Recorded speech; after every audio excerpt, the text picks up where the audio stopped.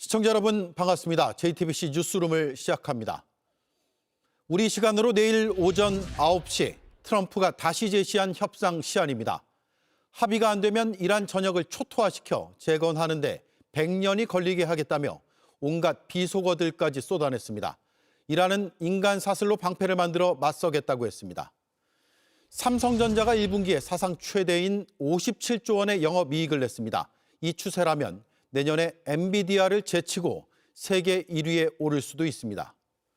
고 김창민 감독 사망 사건에서 수사기관은 없는 것이나 마찬가지였습니다.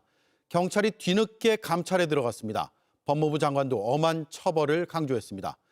저희가 가해자들을 추적 중입니다. 헬스나 러닝을 하러 다닌다는 목격담만 들립니다. 14시간 뒤 중동 전쟁은 중대한 갈림길을 마주하게 됩니다. 트럼프 대통령이 몇 번이나 말을 바꾼 끝에 통보한 협상 시한이 내일 오전 9시입니다. 트럼프 대통령은 이를 앞두고 온갖 비속어와 거친 표현들을 섞어가며 압박했고 4시간이면 이란을 초토화할 수 있다고 주장했습니다. 이란은 폭격이 예상되는 발전소 주변에 민간인으로 인간 방패를 만들었습니다. 첫 소식 양빈영 기자입니다. 트럼프 대통령이 설정한 최후 통첩 시한은 우리 시간으로 내일 오전 9시입니다. 협상이 결렬되면 이란의 심장부인 기간 시설을 타격하겠다는 경고는 갈수록 구체화하고 있습니다. Every power plant in Iran will be out of business, burning, exploding, and never to be used again. And it'll happen over a period of 4 hours if we wanted to. 운명의 시계는 멈추지 않고 흐르고 있지만 협상은 여전히 안개 속입니다.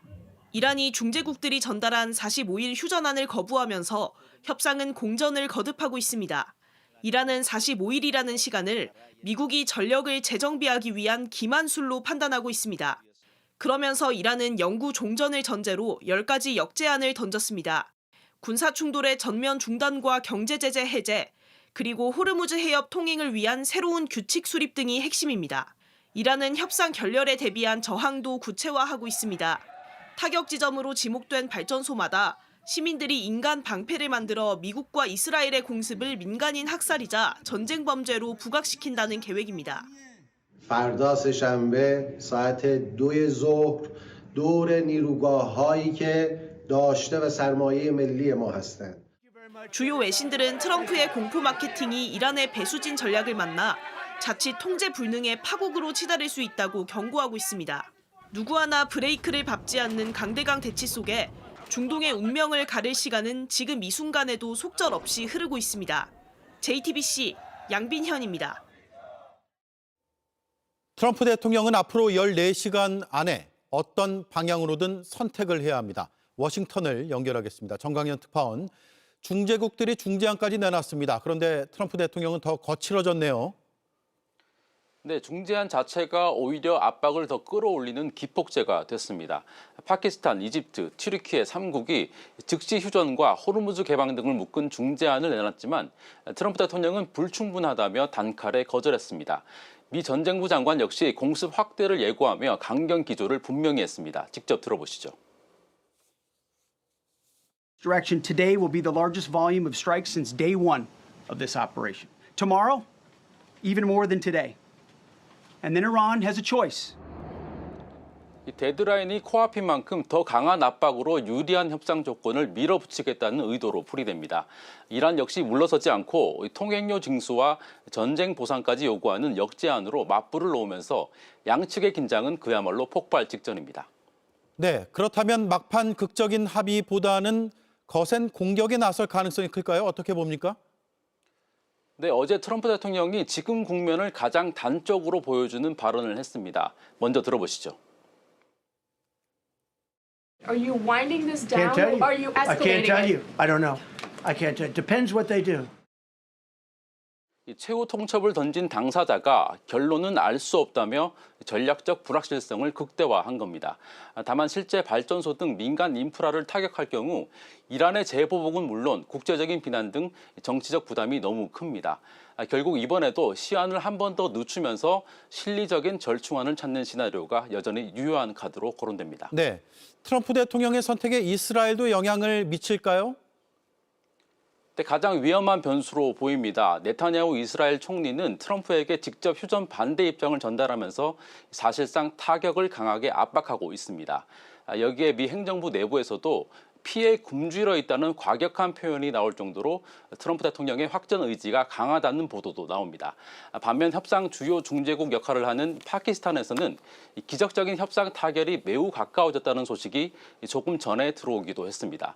결국 앞으로 남은 14시간은 극적인 돌파구가 마련될 가능성과 전면전에 포성이 울릴 수도 있는 극도로 불안정한 국면이 이어질 것으로 보입니다. 네, 잘 들었습니다. 지금까지 워싱턴 정광현 특파원이었습니다.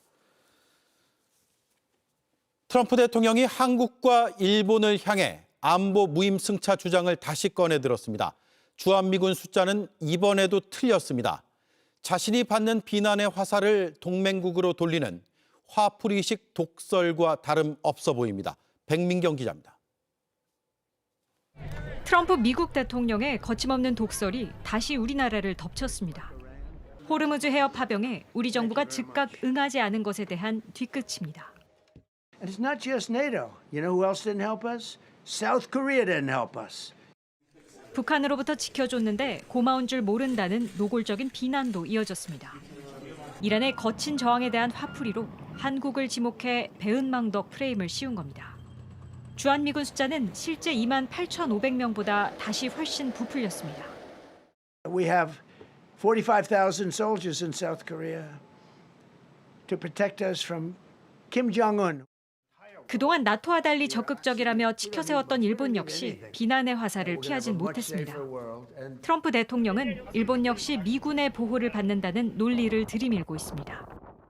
You know who else didn't help us? Japan. We've got 50,000 soldiers in Japan to protect them from North Korea. 100조가 넘는 대미 투자로 파병 압박을 막았던 일본은 갑작스런 저격에 곤혹스런 기색이 역력합니다.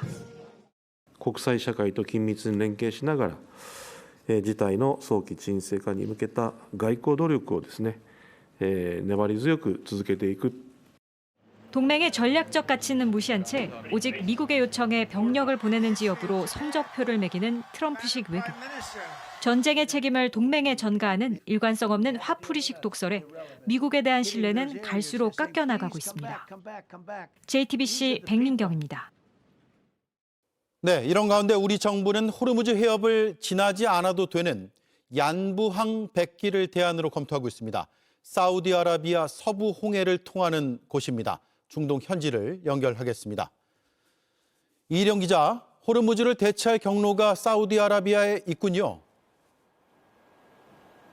네, 맞습니다. 호르무즈 해협이 열릴 기미가 보이지 않자 정부는 사우디아라비아의 얀부항을 원유 수급의 새로운 창구로 주목하고 있습니다. 얀부항은 사우디아라비아 동부 유전지대 반대편 서쪽 홍해 연안에 자리 잡고 있는데요. 호르무즈 해협을 거치지 않고도 바벨만데브 해협을 통해 이동할 수 있어서 봉쇄의 영향에서 자유롭습니다. 일각에선 예멘 후티 반군이 공격에 나설 수 있다고 우려하고 있긴 하지만 정부는 홍해 전체를 완전히 봉쇄하기엔 후티 반군의 전력이 부족하다고 판단하고 이 루트를 통한 우회 수송을 적극적으로 추진하고 있습니다. 네, 그렇다면 얀부항을 통해서는 어느 정도 물량을 공급받을 수 있는 겁니까? 얀부항은 하루에 약 500만 배럴의 원유를 처리할 수 있는 대규모 거점입니다. 사우디아라비아 동부에 있는 유전지대와 서쪽 얀부항을 잇는 약 1200km의 송유관이 가동되고 있기 때문에 가능한 일입니다. 문제는 얀부항이 주목받으면서 국가 간 원유 확보, 선적 경쟁도 점점 더 치열해지고 있다는 건데요. 현재 중국과 일본도 얀부항에 눈독을 들이고 있고요. 실제로 전쟁 이후 선적량도 4배 이상으로 껑충 뛰었습니다. 다만 최근 사우디를 비롯한 걸프 국가들의 대사들이 한국은 최우선 협력국이라고 밝힌 만큼 실제 물량 배정으로 이어지면 국내 산업계의 수급난 해소에도 큰 도움이 될 전망입니다. 예. 그런데 이런 상황에서도 트럼프 대통령이 미국이 호르무즈 통행료를 받자라는 발언을 하면서 또 논란이 됐죠. 네, 맞습니다. 백악관 기자회견에서 나온 돌발 발언인데요. 이란이 호르무즈 통행료를 받는 것을 허용하겠냐는 질문에 통행료 진수를 이란이 하게 하느니 차라리 우리가 하는 게 낫다면서 왜 안 되겠느냐, 우리는 승자다라고 주장했습니다. 미국은 종전 조건으로 해협의 자유로운 통행을 내걸었는데요. 이런 기존 입장과 정면으로 배치되는 것이기도 하고요. 원유 수급 차질로 전 세계가 큰 어려움을 겪고 있는 상황에서 장사꾼 논리만 앞세웠다는 비판이 속속들이 나오고 있습니다. 네, 이령 기자 수고했습니다. 오만 무스카트였습니다. 네, 이처럼 호르무즈 통과가 필요 없는 사우디 얀부항에서 하루 500만 배럴의 원유가 유통되면서 전 세계 경쟁이 치열합니다. 우리 정부는 강훈식 비서실장을 원유 특사로 보냅니다. 오늘 저녁 오만과 사우디, 카자흐스탄으로 갑니다. 최규진 기자입니다. 강훈식 비서실장은 현재 가장 시급하고 중요한 과제로 원유와 나프타 등 필수 품목의 안정적인 수급을 꼽았습니다. 이를 위해 대통령 경제특사 자격으로 카자흐스탄과 오만, 사우디아라비아를 찾아 추가 확보 방안을 논의하겠다고 했습니다. 원유는 61%, 나프타는 54%에 달하는 우리 경제 특성상 중동 상황이 완전히 해결되기 전까지는 대체 공급선을 확보하는 노력이 절실히 필요한 상황입니다. 지난달 16일에서 17일 아랍에미레이트를 찾아 1,800만 배럴의 원유를 긴급 도입받기로 한 데 이어 3주 만에 중동으로 특파되는 겁니다. 특히 오만은 호르무즈 해협을 우회해 아라비아해를 거쳐 인도양으로 바로 나갈 수 있는 항만을 활용할 수 있는 곳입니다. 사우디아라비아도 내륙 송유관이 홍해 연안 얀부항 등으로 이어져 우회 수출이 가능한 국가로 꼽힙니다. 중앙아시아 최대 산유국이자 러시아산 원유 공급이 가능한 카자흐스탄 역시 공급선으로 거론됩니다. 강 실장은 현재 원유 확보량에 대해 4월은 전년 대비 59%, 5월은 69% 정도 확보된 상태라며 추가 확보가 계속 이루어지고 있다고 했습니다. 다만 현재는 에너지 불안 상태에 장기화 국면에 접어들었다며 이번 방문이 장기 수급에 대비한 성격이라고 설명했습니다. 석유와 나프타 등을 도입하는 기업과 긴밀히 협의하고 유조선이나 석유 제품 운반선이 국내 항구에 도착하기 전까지 필요한 지원을 아끼지 않을 방침입니다. 강 비서실장은 현재 호르무즈 해협에 고립된 우리 선박 26척에 대해 선원 안전을 최우선으로 매일 점검하고 있다며 해협 통과 방안을 마련하고 있다고 했습니다. JTBC 최규진입니다. 삼성전자가 분기 기준으로 사상 최대 실적을 냈습니다. 지난 1분기 영업이익이 57조 원입니다. 지난해 1년을 다 합친 영업이익보다 많습니다. 반도체 슈퍼사이클과 AI 수요 확대로 한국 기업의 역사를 새로 썼습니다. 이 추세라면 내년엔 삼성전자가 엔비디아를 제치고 세계 1위에 오를 수도 있다는 전망까지 나오고 있습니다. 먼저 박준우 기자입니다. 삼성전자가 공시한 올해 1분기 매출은 133조 원입니다. 지난해 동기 대비 68.1% 증가한 수치입니다. 여기에 매출에서 매출 원가와 판매비 관리비 등을 제외한 영업이익만 57조 2천억 원에 달합니다. 지난해 삼성전자 전체 영업이익인 43조 6,011억 원을 단 1분기 만에 넘어선 겁니다. 특히 슈퍼사이클에 접어든 반도체 사업에서만 약 50조 원의 영업이익을 낸 것으로 추정됩니다. AI 데이터 센터의 확산과 빅테크 기업들의 인프라 투자가 늘어나며 메모리 반도체의 수요가 증가했기 때문입니다. 원달러 환율이 오르면서 환차익이 늘어난 것도 실적 확대에 일부 기여했습니다. 오늘 발표에 따라 증권가는 올해 삼성전자의 연간 영업이익 전망을 기존 200조 원 안팎에서 300조 원 이상으로 크게 높였습니다. KB증권은 삼성전자의 올해 영업이익을 327조 원으로 내다봤는데 이는 우리나라 1년 예산의 40%를 웃도는 수준입니다. 삼성전자가 내년에 AI 절대 강자인 미국 엔비디아를 넘어 전 세계 영업이익 1위 기업으로 도약할 것이란 기대감도 나옵니다. 오늘 주식시장에서 삼성전자 주가는 호실적에 힘입어 오전 한때 4% 넘게 오르며 20만 전자를 회복했다가 트럼프의 이란 최후 통첩 영향으로 1.76% 상승으로 마감했습니다. JTBC 박주두입니다. 네, 이렇게 반도체 초호황에 힘입어 올해 우리 수출이 처음으로 일본을 앞지를 수 있다는 전망도 나오고 있습니다. 다만 중동 전쟁이 변수입니다. 얼마나 길어지느냐에 따라 수출의 흐름이 달라질 수도 있습니다. 박소영 기자입니다. 올해 1분기 우리 수출을 이끈 건 단연 삼성전자와 SK하이닉스, 반도체 투톱이었습니다. 중동 전쟁 여파가 본격화된 지난달 우리 수출은 오히려 860억 달러를 기록하며 10달 연속 역대 최대를 달성했습니다. 메모리 가격이 크게 뛰고 인공지능 투자 열기에 따른 반도체 초호황에 힘입어 반도체로만 300억 달러를 쓸어 담았습니다. 일본보다 더 벌어들인 건데 이대로라면 지난해 약 290억 달러까지 좁힌 일본과의 수출 격차를 올해 처음으로 앞지를 수 있을 것으로 보입니다.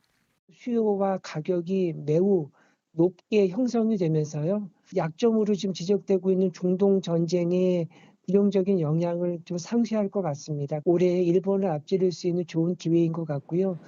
그러나 마냥 우스스만은 없는 이유, 중동 리스크라는 큰 변수 때문입니다. 중동 카타르에 의존해온 반도체 핵심 원자재인 헬륨은 대체선 확보로 단기적인 수급 불안은 크지 않다는 게 정부 입장입니다. 호르무즈 해협 봉쇄에 따른 물류비 상승 압력과 물가 인상에 따른 소비 침체 우려도 점차 커지고 있습니다. 전쟁이 길어질수록 전 세계 수요 둔화로 철강이나 석유화학, 소비재는 물론 반도체까지 영향을 받을 수 있기 때문입니다. 경기에 대한 구름이 몰려올 수 있는 것에 대해서 정부가 이제 철저하게 대비하고 경각심을 가지고 그래서 이번 추경도 그런 또 일환이라고 이렇게 생각을 하고 있습니다. 다만 전문가들은 중동 전쟁이 길어지지 않는다면 상반기 영향은 하반기에 충분히 극복 가능하다는 전망을 내놓고 있습니다. JTBC 박소연입니다. 이재명 대통령과 여야 지도부가 7개월 만에 마주 앉았습니다. 추경과 개헌 등 현안에 대해 마치 토론을 하듯 의견을 나눴습니다. 전쟁 추경의 목적이 많지 않다는 국민의힘의 문제 제기를 받아들여 TBS 지원금 등을 추경안에서 빼기로 했습니다. 이승환 기자입니다. 이재명 대통령이 정청래 더불어민주당 대표와 장동혁 국민의힘 대표를 반갑게 맞이합니다. 통합을 상징하는 넥타이를 맨 이 대통령. 경직된 분위기를 풀어보려는 듯 농담을 건넵니다. 두 분이 요새도 손 안 잡고 그런 건 아니죠? 연습 한번. 2달 전 오찬 회동을 갑자기 보이콧했던 장 대표. 7개월 만에 만난 이 대통령에게 추경안 얘기부터 꺼냈습니다. 국민 70%에게 현금을 나눠주는 방식이라면 오히려 물가와 환율에 악영향을 줄 것입니다.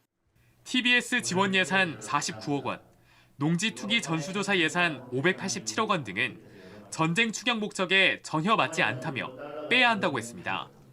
TBS 지원 예산은 바로 제외하겠다고 한 정청래 대표.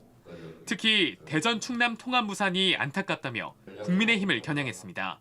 4년에 20조가 되면 진짜 그 도시의 삶이 주민들의 모습이 굉장히 달라졌을 것 같은데 처음에 추진하자고 해놓고 이제 그걸 또 반대하고 있으니 당황스러웠다는 말씀을 좀 드리고 장 대표는 그러자 부산 글로벌 허브 도시 특별법을 통과시켜달라고 맞받았습니다. 부산만의 문제가 아니라 대한민국의 미래를 결정짓는 중요한 법안입니다. 이 대통령은 의견이 다를 경우 자주 만나야 한다면서 저는 자주 이렇게 만나 뵙고 싶습니다.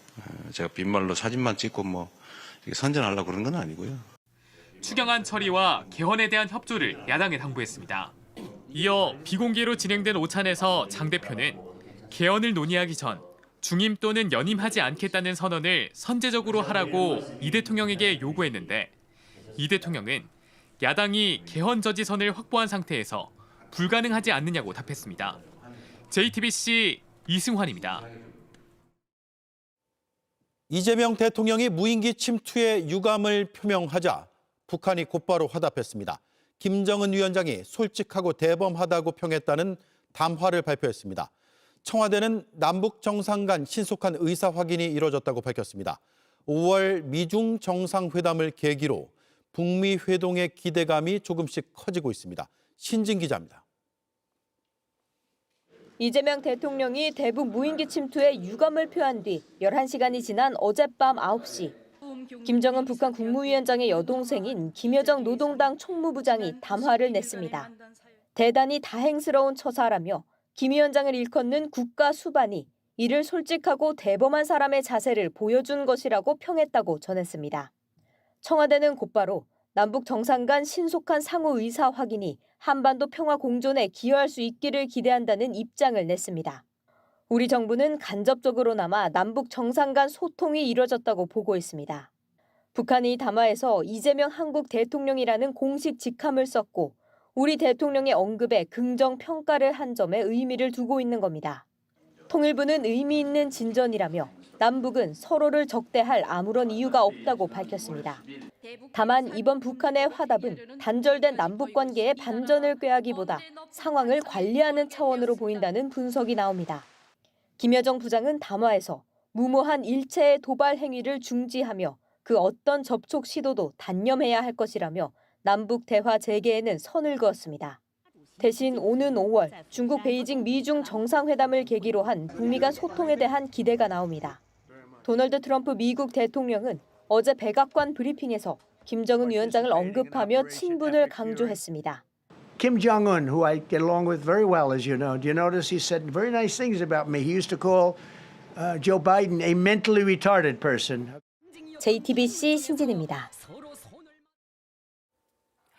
저희가 단독 보도하고 있는 고 김창민 감독 소식으로 이어가겠습니다. 아들이 보는 앞에서 김창민 감독이 폭행을 당할 당시 가해자와 같은 테이블에 있었던 동석자는 가해자와 연락이 두절됐다고 말합니다. 그래서 저희 JTBC 취재진이 가해자를 추적해봤습니다. 취재진 연락엔 답이 없었지만 헬스장에 나타나고 달리기를 하는 등 평범한 일상을 이어가고 있다는 목격담을 확보했습니다. 임지은 기자가 취재했습니다. 양팔로 목을 감아 조르고 주먹을 휘둘렀습니다. 그대로 쓰러진 김창민 감독은 가게 앞 CCTV 사각지대로 질질 끌려가듯 사라집니다. 아버지가 폭행당하는 모습을 발달장애 아들이 지켜보고 있었습니다. 그러다 죽으니까 때리지 말라고 그런데도 계속 때렸죠. 아들이 뭐 불안한 증세가 있는지 계속 소변을 왔다 갔다 해서 소변만 보고 있더라고요. 가해자들은 당일 술자리 일행과도 연락을 끊었습니다. 정말 연락이 안 돼요? 저는 당연 안 본다고 전화를 안 받는 상태고요. 취재진은 가해자의 집 주소를 확보해 직접 찾아갔습니다. 경찰이 주범으로 지목해 처음으로 송치한 가해자입니다. 어제와 오늘 이틀에 걸쳐 세대 호출을 해봤지만 응답하지 않았습니다. 주민들 사이에서는 목격담이 잇따라 올라오고 있습니다. 여기 너무 찐다고 그러던데 헬스장에 좀 나타나요. 이웃들은 불안해하고 있습니다. 젊은 사람들이 분신을 하고 좀 부락부락한 친구들이 왔다 갔다 하고 하니까 좀 뭐 위화감이랄까 뭐 좀 나이 먹은 사람으로서는 좀 불안하지. 저기 음악을 얼마나 크게 틀어놓은 거야. 저녁 시간에 남들 다 자고 있는데 불안하긴 하지만. 가해자 중 한 명은 지난달 범인이라는 활동명으로 양아치라는 제목의 힙합 음원을 냈습니다. 가사에는 쳐다보면 얼굴부터 구겨 네가 쳐다도 못 보게 등의 내용이 담겨 있습니다. 순수했던 나는 없어졌어 벌써 양아치 같은 놈이 돼. 구리경찰서로부터 사건을 넘겨받아 전담팀을 꾸린 검찰은 이들을 곧 소환할 방침입니다. JTBC 임지은입니다. 이번 사건으로 가족을 잃은 고 김창민 감독의 유족들은 CCTV를 따서 보완 수사를 요구하고 목격자 진술을 확보하는 일까지 직접 해야 했습니다. 이에 대해 정성호 법무부 장관이 초기 수사가 미흡해 아픔을 드렸다며 가해자에겐 엄정한 처벌을 하겠다고 약속했습니다. 초기 수사를 했던 구리경찰서에 대한 감찰도 시작됐습니다. 강나윤 기자입니다. 고 김창민 감독 아버지가 남긴 사진입니다. 사고 발생 몇 시간 뒤였지만 이미 의식이 완전히 없었고 바로 도착한 유족은 가망이 없다는 말을 들어야 했습니다. 지난해 10월 20일 김 감독의 목을 뒤에서 압박한 20대 남성. 경찰의 1차 수사 당시 이 남성은 피의자로 특정되지도 않았습니다. 유족이 나서 CCTV와 목격자 진술을 검찰에 제출하며 보완 수사를 부탁했습니다. 보완 수사 뒤에야 경찰은 피의자를 2명으로 다시 특정했습니다. 결과는 영장 기각이었습니다. 이후 유족이 도저히 이해할 수 없을 정도로 수사는 지지부진했고 5달 넘게 시간이 흘렀습니다. JTBC가 CCTV를 보도한 후인 이달 5일 의정부지검 남양주지청은 전담 수사팀을 꾸려 보완 수사에 나섰습니다. JTBC가 최초 보도된 게 이제 그걸 기화로 해서 관심을 갖게 되다 보니까 이런 결과도 난 것 같아요.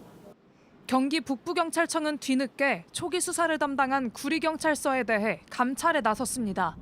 마지막에 끌고 갔을 때는 경찰에서도 거기는 CCTV 사각지대라고 그래요. 철저하게 수사를 해서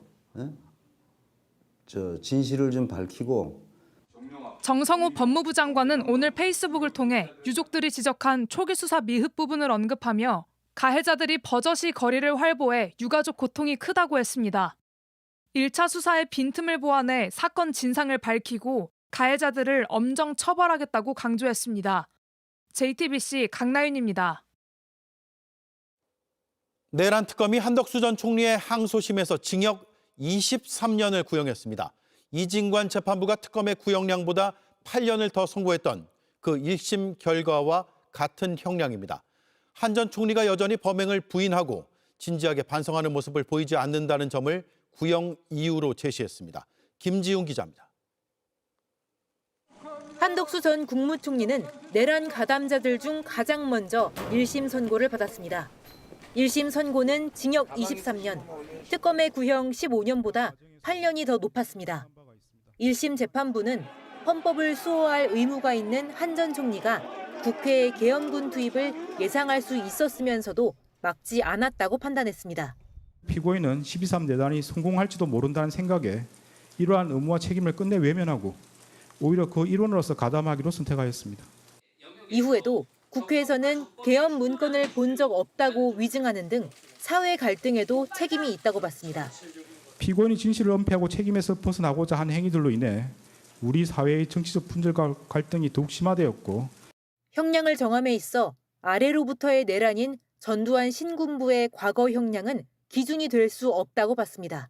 국민이 선출한 권력자가 헌법과 법률을 경시하고 이를 위반하는 내란 행위를 함으로써 국민이 가진 민주주의와 법치주의에 대한 신전 자체를 뿌리채 흔들기 때문입니다.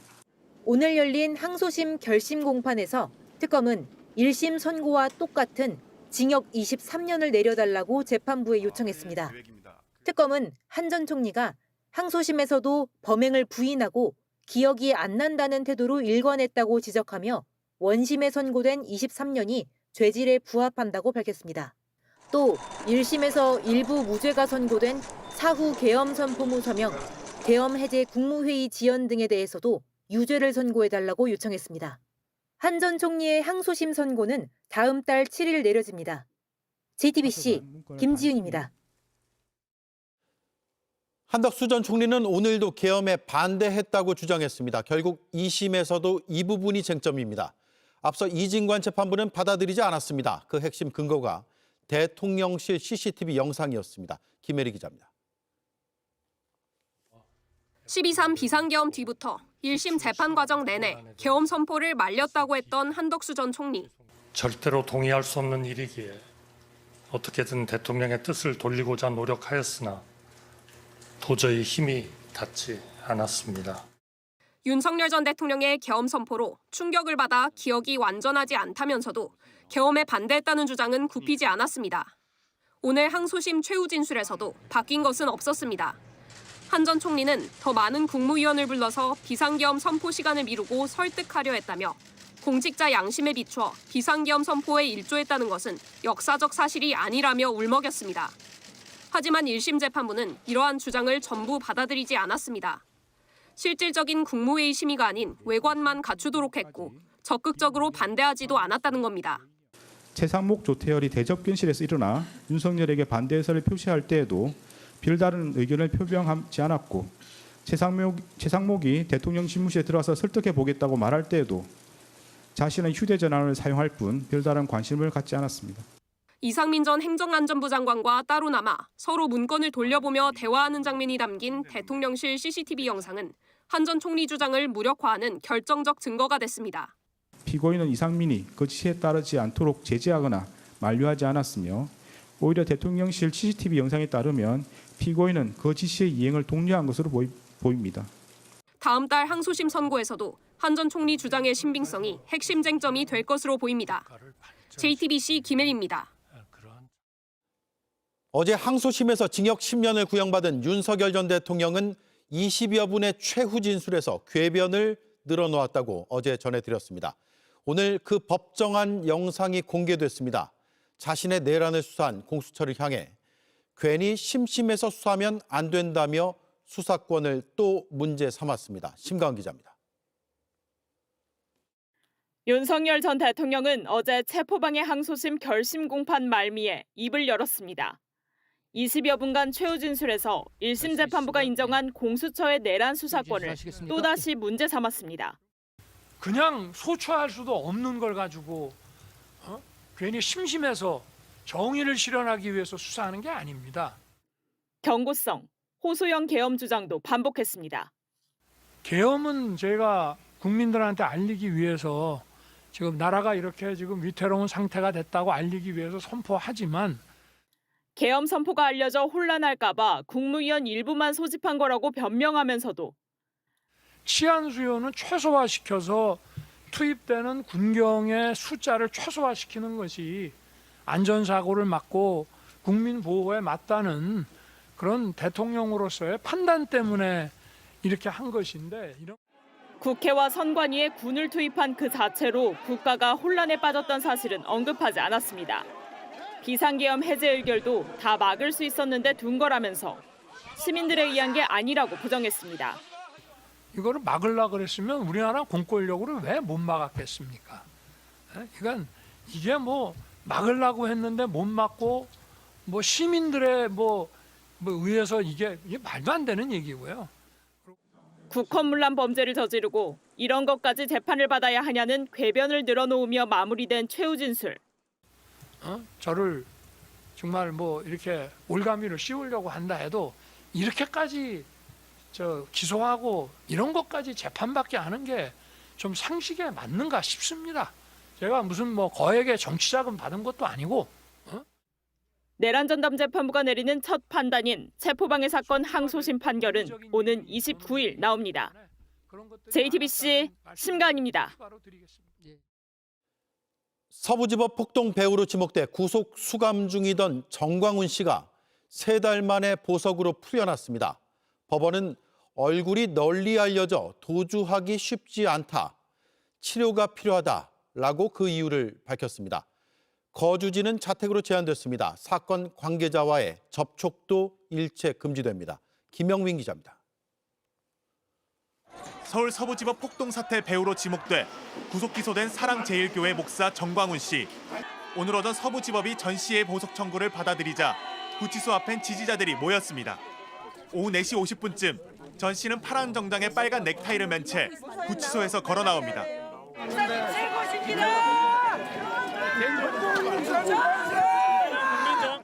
취재진 앞에 서자마자 자신의 혐의를 부인합니다. 허가해 주신 재판부에게 일단 감사를 드리고 지금도 재판이 4개 가까이가 진행되는데 이것도 100% 다 무죄예요. 교회 측은 전 씨를 배우로 지목해 무리한 사건 엮기를 했다며 그 배우에 이재명 대통령이 있다고 주장하는 입장문도 냈습니다. 입장문에서는 서부지법 사태 수사 배우 이재명 대통령이라고 하셨는데 그 부분에 대해서는 이유가 있습니까? 서부 사태 내가 배우에는 이재명 대통령이란 말을 한 적이 없어요. 구속된 지 3달 만에 전 씨의 보석 청구를 받아들인 서부지법. 법원은 전 씨 얼굴이 대중에게 알려져 있어 도주하기 어렵다는 점을 고려했다고 설명했습니다. 또 비뇨기과 질환으로 주기적으로 병원 치료를 받아야 한다는 점도 덧붙였습니다. 실제 전 씨는 10년 전 받은 수술 후유증을 강조해왔습니다. 수술을 3번 했어요, 3번.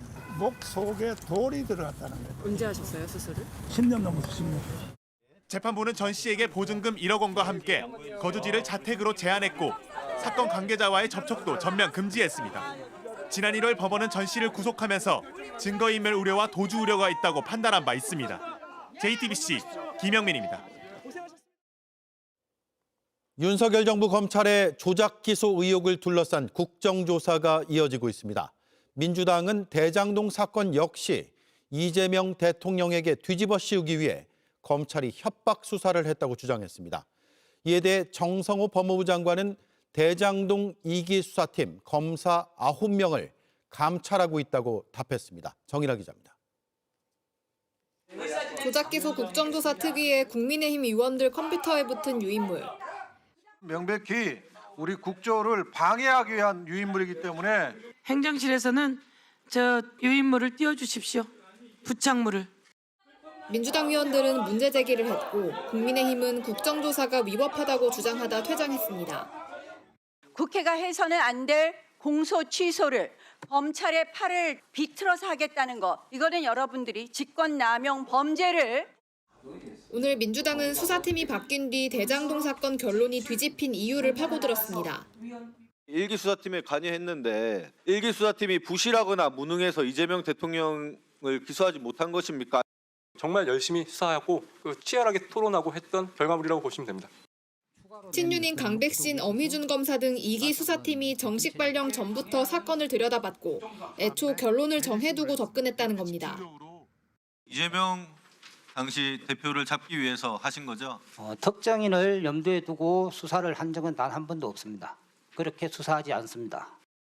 남욱 변호사와 유동규 전 성남도시개발공사 기획본부장 등이 협박성 발언을 듣고 진술을 바꿨다고도 주장했습니다. 우리는 배를 갈라서 장기를 다 드러낼 수도 있고 환부만 드러낼 수도 있다.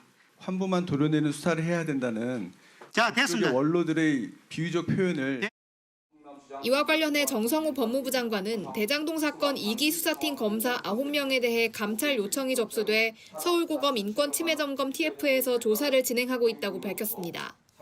JTBC 정인아입니다. 국정조사 특위에서 퇴장한 국민의힘이 따로 청문회를 열었습니다. 박상용 검사는 여기에 나가 이재명 대통령이 쌍방울 대북송금 사건의 공동정범이라고 재차 주장했습니다. 민주당은 박상용 개인 동무대를 만들어줘 공당의 자격이 없다고 비판했습니다.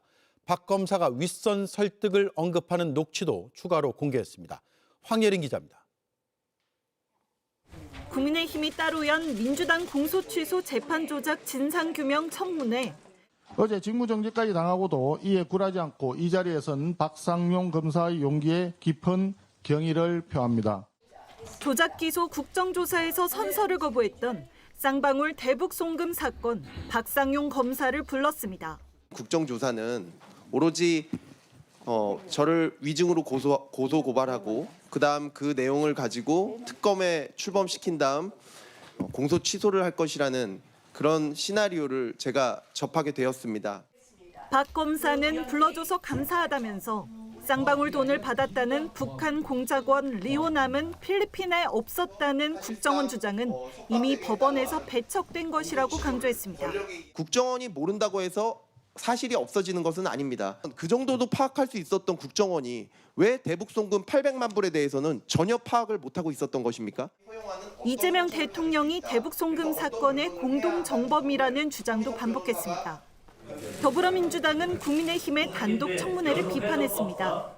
법과 절차에 따른 국정조사를 내팽개치고 박상용 개인을 위한 동무대를 마련해 주겠다는 것입니다. 그러고도 공당 자격 있습니까? 또 박 검사가 윗선 설득을 언급하는 추가 녹취도 공개하면서 검사님 위에 또 뭐 부장도 있을 거고 지금 뭐 검사장도 있을 텐데. 그러니까요. 제가 그거를 설득하겠다는 거죠. 설득해내겠다는 거죠. 검찰 전체가 조작 기소에 가담했다는 공세를 이어갔습니다. 검찰의 조직적인 범죄 정황이라고 보입니다. 수사를 무마해주겠다고 지금 얘기하고 있는 거 아닙니까? JTBC 황예린입니다. 학원과 교차로에서 사설 구급차가 승용차와 충돌하더니 인도를 덮쳤습니다. 이 사고로 길을 걷던 중학생이 목숨을 잃었습니다. 구급차 안에는 환자가 없었는데 차선도 무시하고 급하게 달리다 참변이 벌어졌습니다. 조승현 기자가 취재했습니다. 교차로에 차들이 꿈쩍도 하지 않습니다. 그때 비어있는 끝 차선으로 사설 구급차가 나타납니다. 제한 속도 시속 60km 구간인데 속도를 줄일 생각이 없는 듯 질주합니다. 그렇게 교차로에 들어서자마자 신호를 무시하고 왼쪽에서 달려오던 승용차를 미처 피하지 못하고 충돌해 튕겨나갑니다. 구급차는 인도를 걷던 중학생을 덮치고서야 멈춰섭니다. 학생은 병원으로 옮겨졌지만 숨졌습니다.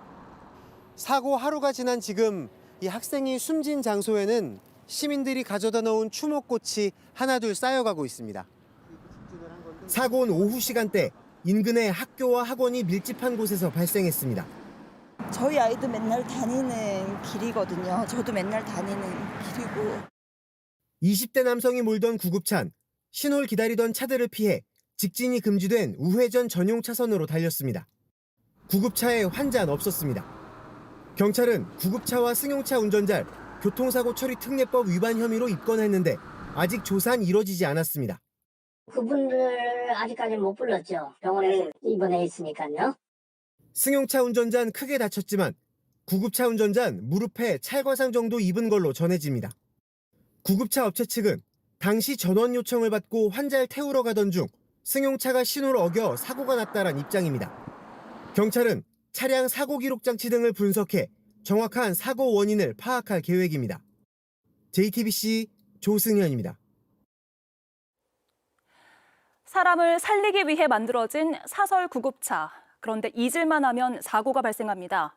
왜 그런지 살펴봤더니 운전자의 자격 문턱이 너무나도 낮았습니다. 난폭 운전, 음주운전 같은 범죄 이력을 보지 않고 운전 면허만 있으면 사설 구급차를 몰 수가 있었습니다. 이어서 배승주 기자입니다. 사이렌을 울리며 교차로에 진입한 사설 구급차가 다른 차량과 충돌한 뒤 인도로 돌진합니다. 이 사고로 70대 여성이 숨졌습니다. 20대 남성이 몰던 구급차엔 환자가 없었는데 남성은 개인적인 일을 보러 가던 길이었습니다. 남성은 1심에서 징역 5년을 선고받았습니다. 구급차 운전에 앞서 또 다른 범죄를 저질렀는데 누범 기간에 사고를 내 가중 처벌을 받은 겁니다. 현행법상 사설 구급차 운전자는 3시간짜리 긴급 자동차 교육만 수강하면 가능합니다. 큰 도움은 없습니다. 그거는 1호상에 그게 이제 실제 도로의 주행 환경하고는 안 맞아요. 사실상 운전 면허만 있으면 된다는 뜻입니다. 연차가 쌓여야 되겠죠. 답이 답은 없어. 119 구급차의 경우 2주 이상 응급의료 관련 교육과 300km 도로 주행에 이어 평가를 통과해야 합니다. 생명을 다루는 환자를 모시는 업종이잖아요. 일반 화물차처럼 짐을 싣고 다니는 게 아니거든. 난폭이나 음주운전, 성범죄 등 범죄 이력도 보지 않았습니다. 불안하잖아요, 솔직히. 그냥 뭐 면허증만 있다고 해서 운전해도 된다는 그거는 아닌 것 같습니다. 사설 구급차는 병원 간 전원의 90%가량을 담당할 정도로 응급환자 이송에 절대적인 역할을 맡고 있습니다. 이 때문에 사설 구급차 운전자에 대한 자격 요건을 더욱 강화해야 한다는 지적이 나옵니다. JTBC 배승주입니다. 저희 JTBC는 박광렬이 이른바 마약 왕으로 군림할 수 있었던 그 구조를 파헤치고 있습니다. 통상 마약 판매엔 범죄 수익을 세탁해주는 코인 업자들이 따라붙습니다. 박광렬이 이용했던 돈 세탁 업체를 저희 취재진이 확인했습니다. 10분 안에 코인을 현금으로 바꿔준다 홍보하는 전문 업체였습니다. 검찰이 이에 대해 본격 수사에 나섰습니다. 이자연 기자의 단독 보도입니다. 살인 혐의로 60년형을 받고 필리핀 감옥에 들어간 박광렬은 마약왕으로 거듭났습니다.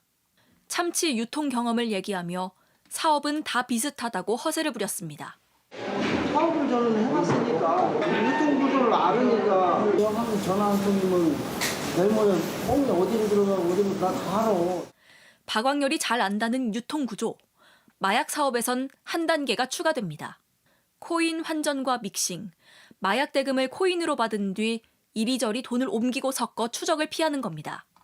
코인업계 관계자에 따르면 마약 판매에는 범죄 수익을 환전해주는 업자들이 반드시 세트로 붙습니다. JTBC는 박광렬이 이용한 업체를 확인했습니다. 2019년 도메인 등록 후 2022년 7월까지 운영된 코인 딜리버리입니다. 구매 대행 거래 소요 시간 10분 이내라고 홍보합니다. 범죄로 번 코인을 현금화하는 서비스는 온전히 개별 연락 후 진행한다며 텔레그램 아이디와 연락처를 적어두었습니다. 박광렬은 2020년 3월 자신의 텔레그램 아이디 전 세계로 코인 딜리버리 운영자 마모 씨에게 접촉해 수수료를 안내받은 것으로 확인됩니다. 마 씨는 다른 마약 관련 수사 당시 적발돼 지난 2023년 징역 8년을 선고받았습니다. 해당 판결문을 보면 마 씨는 코인 딜러들로부터 수수료 3에서 10%를 받고 범죄로 번 코인을 환전해주며 돈을 번 것으로 나타납니다. 경찰 관계자는 JTBC에 코인 딜리버리를 비롯해 박광렬이 이용한 업체 3곳을 특정하고 운영자를 조사했다고 밝혔습니다. 수사기관이 확인한 박광렬 소유의 비트코인은 152개로 오늘 시세 기준 157억 원 정도입니다. 검찰은 이 중 범죄 수익이 얼마인지, 다른 자산이 더 있는 건 아닌지 수사 중입니다. JTBC 이자연입니다. 공장에서 일하던 태국인 노동자의 신체에 공장 대표가 에어건을 쏘는 일이 있었습니다. 이 노동자는 응급 수술을 받을 정도로 심각한 상태였는데 공장 대표는 취재진 앞에서 장난이었다고 말했습니다. 다른 외국인 노동자를 상대로 재연까지 했습니다. 조유리 기자입니다. 경기 화성시의 한 도금 공장입니다. 지난 2월 공장 대표가 세척 작업을 하던 태국인 노동자의 항문 쪽에 에어건을 밀착해 고압의 공기를 쐈습니다. ตอนที่บาดเจ็บนะครับตอนที่บาดเจ็บเนี่ยผมคิดว่าผมไม่รอดครับเพราะผมหายใจไม่ออกแฟนผมจับท้องนี่แข็งหมดครับแล้วก็เลือดออกทางทวารผมคือคิดว่าไม่รอดตอนนั้นคือแบบโอ้โหแบบตอนนั้นคิดไม่ออกเลยครับบาดเจ็บคือแบบไม่รู้เพราะนี่ผมแบบเป็นเสาหลักครอบครัวทางบ้านแม่กับน้องชายก็ไม่รู้ครับแฟนผมก็รู้ว่าผมอยู่โรงพยาบาลแต่ไม่รู้ว่าเกิดจากอะไรครับ 병원 진단 결과 복강 내 공기가 차는 기복증과 직장 손상이 확인됐습니다. 다음 날 응급수술을 받았고 지금까지도 배변 봉투를 착용한 채 일상생활에 어려움을 겪고 있습니다. 취재진은 해당 공장으로 찾아가 대표에게 입장을 들어봤습니다. 단순한 장난이었다고 합니다. 내가 속다니까요. 내가 같이 일하면서 장난하고 이렇게 하다가 범퍼치는 심지어 다른 외국인 직원을 세워두고 당시 상황을 재연했습니다. 하지만 전문가 판단은 달랐습니다. 장 천공이 압축 공기에 의해서도 발생을 할 수 있고요. 피해자는 수술을 앞두고 태국으로 돌아갈 뻔했다고도 주장했습니다. อยากเจอหน้าแฟนรถแกก็เลยพามาส่งแล้วก็บอกพรุ่งนี้จะมารับไปกลับบ้านไปส่งที่สนามบิน 대표는 그런 취지로 말한 적 없다고 반박했습니다. 경찰은 전담 수사팀을 꾸리고 본격 수사에 착수했습니다. 이재명 대통령은 경찰과 노동청에 철저한 진상 파악을 지시했습니다. JTBC 조율입니다. 이른바 응급실 뺑뺑이로 신생아가 숨지는 사건이 발생했습니다. 쌍둥이 출산을 위해 응급실을 찾아 헤매던 산모가 대구에서 경기 성남까지 이동해서야 수술을 받았습니다. 4시간 동안 병원 12곳에서 거절을 당했습니다. 결국 출산한 쌍둥이 중 1명이 숨지고 다른 1명은 뇌손상을 당했습니다. 윤주열 기자가 취재했습니다. 구급차에 외국인 산모가 탑니다. 금방이라도 아이가 나올 듯 진통에 몸부림을 칩니다.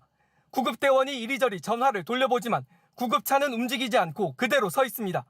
대구 지역 대학병원 6곳과 인근 산부인과 한 곳 모두 산모를 받을 수 없다고 한 겁니다. 그렇게 1시간이 흘렀습니다. 이렇게 가만히 있으면 내 와이프 큰일 나는구나. 이건 내가 움직여야 한다라고. 결국 직접 운전대를 잡고 경기 성남에 있는 원래 진료를 받던 병원으로 출발했습니다. 가는 길에 있는 병원 5곳을 더 알아봤지만 역시나 받아주는 곳은 없었습니다.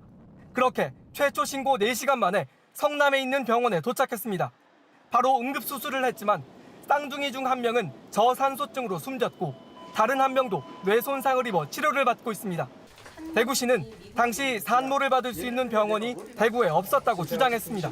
당시에 신생아 치료실이 병상이 전부 다 풀이 없고 수용 가능할 수 없는 상황이었습니다. 그러면서 이제서야 종합병원장들과 함께 환자 미수용 사례를 막기 위한 대안을 찾아보려 한다고 했습니다. 산모 가족은 법적 대응을 검토하고 있습니다. JTBC 윤두열입니다.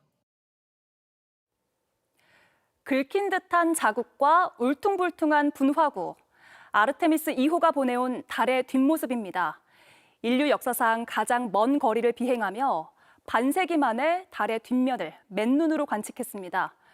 우주 일식 같은 신비로운 우주 현상도 전송했는데요. 김민 기자가 보여드립니다.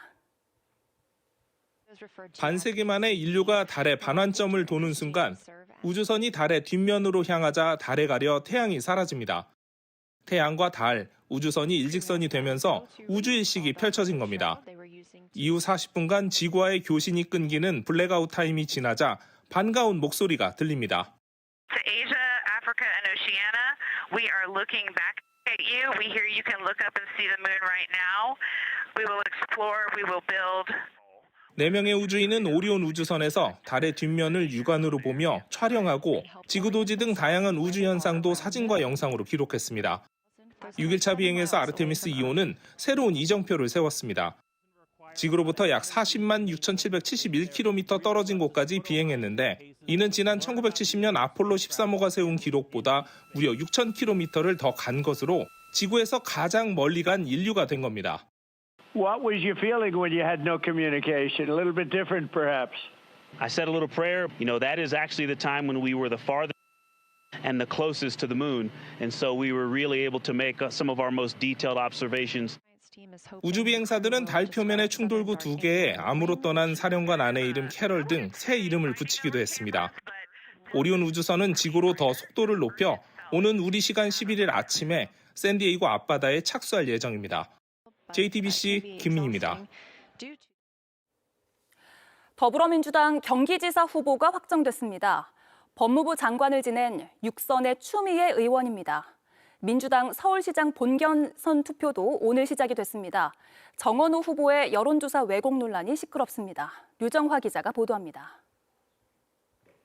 기호 2번 추미애 후보가 더불어민주당 제9회 전국 동시지방선거 경기도지사 후보자로 선출되었음을 선포합니다.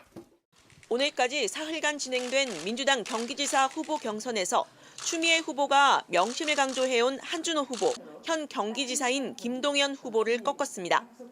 육선 의원인 추 후보는 법무부 장관을 역임하며 너른 인지도를 쌓았고 국회 법제사법위원장으로 검찰개혁에 강경한 입장을 내며 당내에서도 공고한 지지층을 확보해왔습니다. 추 후보는 압도적 승리로 경기도의 혁신적 미래를 만들겠다고 밝혔습니다. 민주당은 오늘부터 서울시장 후보 본경선 투표에 돌입했습니다. 1강으로 꼽히며 견제를 받아온 정원호 후보는 오늘 여론조사 왜곡 공표 혐의로 경찰에 고발됐습니다. 정원호 후보는 오늘부로 공직선거법 위반에 따라 정치적 시한부 후보가 됐습니다. 장예찬이 유죄라면 정원호 역시 유죄가 되어야 합니다. 국민의힘은 최근 장예찬 전 여의도연구원 부원장이 여론조사 왜곡 공표로 벌금 150만 원형을 받은 점을 언급하며 공세를 폈는데 앞서 민주당 경선 경쟁자인 박주민, 전현희 후보도 이를 문제 삼아 당의 경선 일정을 미뤄달라고 요구하기도 했습니다. 사실 하면 안 되는 건데요. 여론조사 수치를 임의적으로 가공해서 대량으로 배포하는 굉장히 위험한. 정 후보는 왜곡이 아니라는 입장입니다. 적법하다고 판단을 해서 진행한 일이다. 민주당의 경선 룰을 반영한 그래서 백분율로 다시 환산한 것이죠. 서울시 선거 여론조사 심의위원회는 경찰에 관련 자료를 통보했습니다. JTBC 류정화입니다. 이런 가운데 국민의힘은 구인난을 해소하지 못하고 있습니다. 특히 중량감 있는 경기지사 후보자를 찾지 못해서 결국 추가 공모에 나섰습니다. 나라도 나가겠다며 손드는 인사는 있지만 여전히 당에선 고민이 많습니다. 김재현 기자가 보도합니다. 국민의힘 공천관리위원회가 경기지사 후보자를 추가로 공모하기로 결정했습니다. 유승민 전 의원에게 출마를 설득하다 결국 무산된 지 일주일 만입니다. 경쟁력 있는 후보를 추가로 받겠다는 취지인데 역량 있는 인재들에게 경쟁의 문을 더욱 폭넓게 열어두어야 치열하고 건전한 경선을 유도하는 것이 바람직하다고. 현재까지 공천을 신청한 양향자 최고위원, 함진규 전 의원 등으로는 선거 승리를 기대하기가 어렵다고 판단한 겁니다. 저라도 신청을 해서 그러면 한 사람 더 늘어나니까 또 추가로 누가 들어올지 모르죠. 그러면은 그 4사람이든 3사람이든 경선을 해서. 남양주시장을 지낸 당권파 조광한 국민의힘 최고위원이 추가 등록을 예고했지만 인지도가 아쉽다는 평가가 나옵니다. 여기에 지난 대선 홍준표 캠프에 몸담았던 이성배 전 MBC 아나운서에 대한 설득 작업도 이루어지고 있는 걸로 전해졌습니다.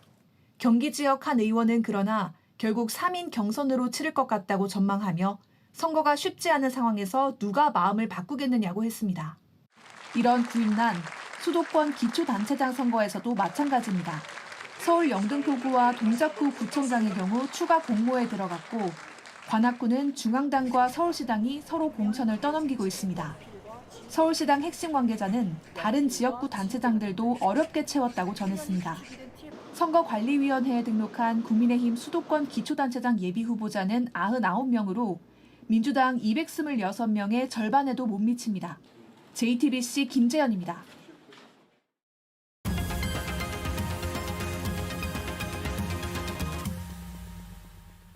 네, 비하인드 뉴스 정치부 이성대 기자와 함께하겠습니다. 시작할까요?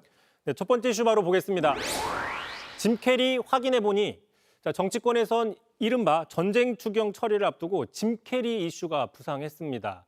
짐 캐리 보시면은 이게 사람 이름이 아니라 공항이나 숙소 또는 숙소에서 공항까지 오고 갈 때 짐을 대신 배달해주는 서비스를 짐 캐리라고 하는데요. 네. 국민의힘에서는 이 짐 캐리 서비스 예산이 추가가 됐는데 중국인 관광객만을 위한 것이었다면서 짐 캐리 추경, 중국 추경 이렇게 비판을 했습니다.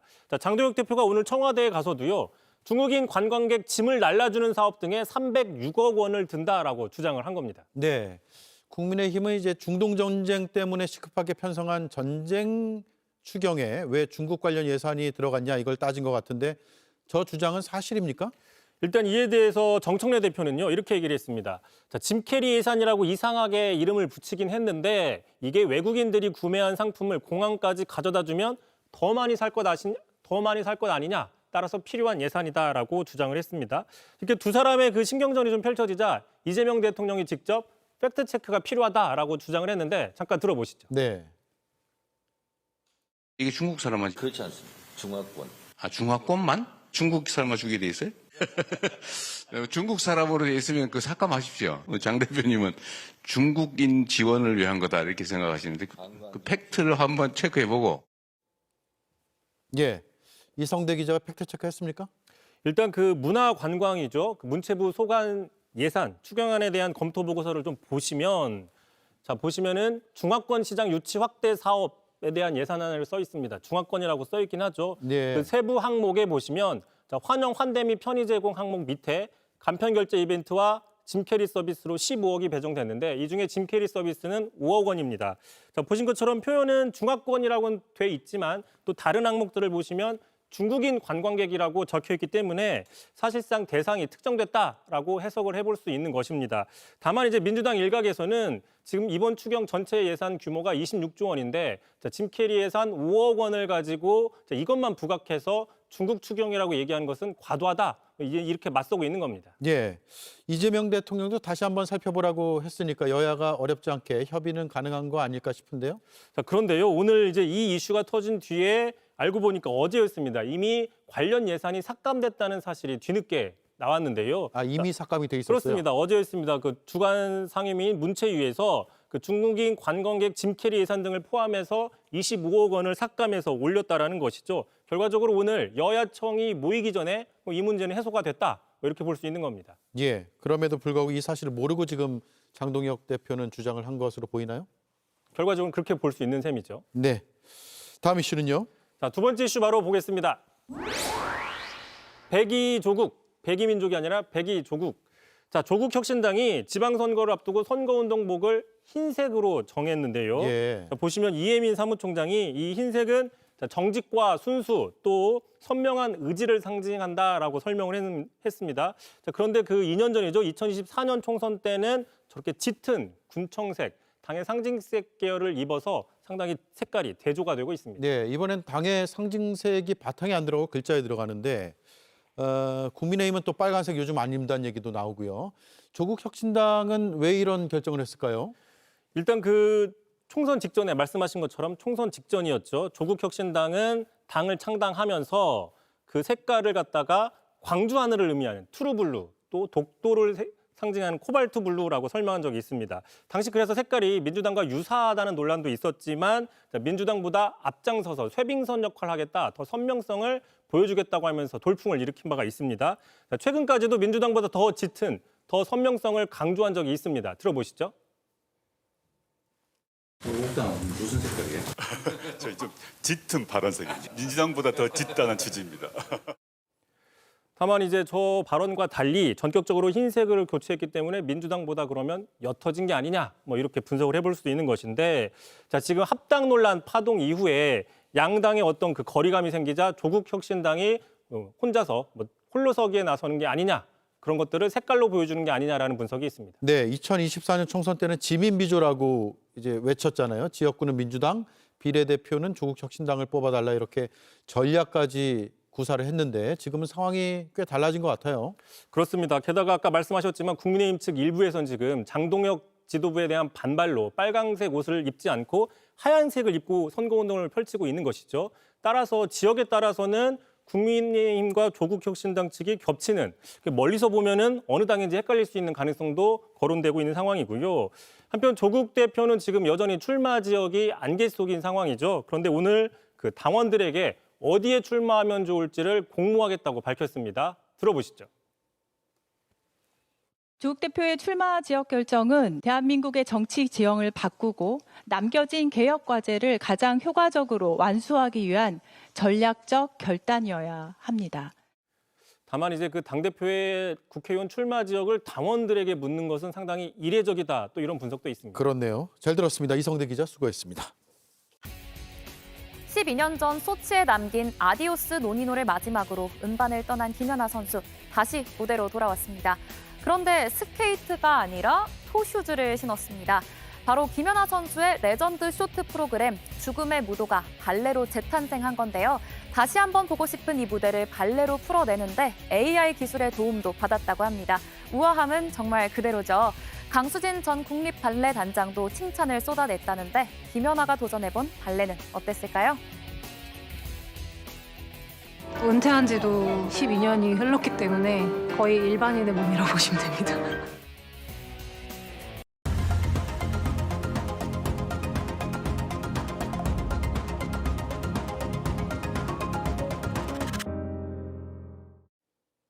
그 해협을 열어라, 이자들아. 그러지 않으면 지옥을 맛보게 될 것이다. 부활의 축복을 노래해야 할 아침. 독실한 기독교인이라며 성경 위에 손을 얹던 그가 증오와 저주를 쏟아냈습니다. 150년 전통의 백악관 부활절 달걀 굴리기 행사. 본래 이곳에선 어린이의 웃음소리와 대통령의 너그러움이 어우러졌습니다. 과거 대통령들이 평화와 용서를 말했던 그 자리, 부활의 마스코트인 토끼 인형을 배경으로 그는 전쟁과 보복을 말하기 바빴습니다. 동심 앞에선 천민 자본주의도 설파했습니다. 고사리 손으로 내민 종이에 사인을 해주며 꺼낸 한마디.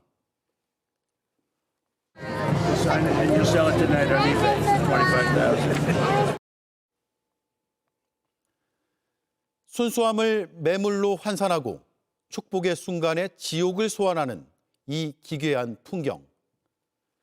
품격은 전자상거래로 사고팔 수 없으며 지도자의 언어는 파괴가 아닌 회복을 향해야 한다는 보편적 상식을 올봄 부활절 토끼 옆에서 그가 무참히 짓밟았습니다. 앵커 한마디였습니다. 뉴스를 마칩니다. 내일 뵙겠습니다. 고맙습니다.